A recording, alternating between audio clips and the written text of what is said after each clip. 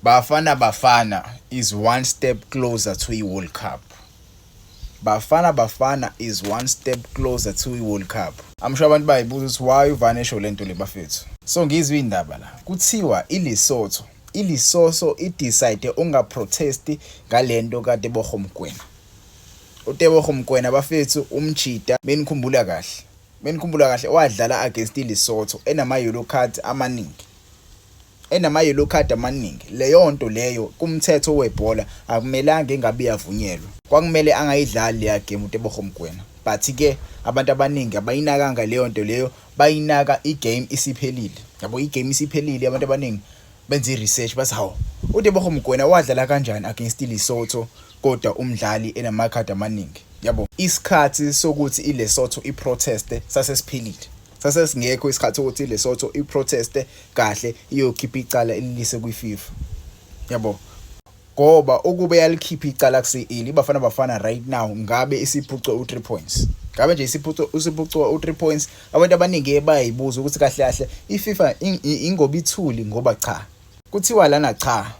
Kuthiwa nje iLesotho hayi idecide ukuthi hayi ingaprotest kule ndaba le yaBafana Bafana because benikhumbula kahle ahead of le game late esoyidlala against iLesotho kuthiwa ucoach wayo iBafana Bafana ucoach wayo iLesotho besho la ukuthi uma iBafana Bafana imqalise uTebogo Mokoena iFA yeLesotho izohamba iyolivula icala. Yabo izohamba iyoprotesta ngendaba yakhe uTebogo Mokoena. Angazi ke ekhulunyweni ngasese but nje indaba yaTebogo Mokoena bafethu asidluleni manje. Asidluleni iyodwa nje into esisalele right now ukuyodlala against iclub le eNigeria. Nigeria bafethu iyona ke igame esisalele right now for me ekuyiyona ezosinikeza inkombandlela ukuthi siya kwi-World Cup because it's a must win game. Yabo even though we draw noma singadraw we still have 2 home matches. Zimbabwe, we are likely to play Zimbabwe la but ke iZimbabwe ibuyenza into eseceleni because ngezwe indaba kuthiwa iZimbabwe ngenzeka ingayidlala igame yayo leSouth Africa isise le Rwanda for their home match.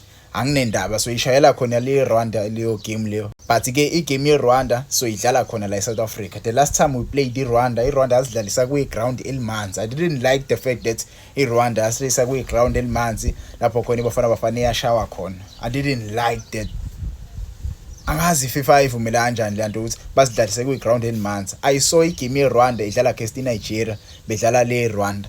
I-stadium esikhuluni, i-pitch yakhona i-right kanjani. Angazi kwenzakalani kuBafana Bafana why bayithathe iBafana Bafana bayodlalisa kwi-ground elincane, i-ground elimanzi. Angazi la ground elinjani, angazi noma bathi artificial pitch yini. Hayibo kwakuyixhaphozi futhi ibhola moliphasa livele lirole la. Yabo angiyithandanga leyo nto. So iRwanda nje ngifuna ize la eSouth Africa izocollecta nje induku mase iyahamba. But ke izinto ezimncane nje iBafana Bafana bafethu ise simeni right kakhulu sokuthi siyodlala iWorld Cup next year. Into engicika nje soyibuka le USA. iUSA ama games akhona umele uhlala kuze kushaya izintatha. Cabanga uzobuya igame eBafana Bafana ngo3 ekseni.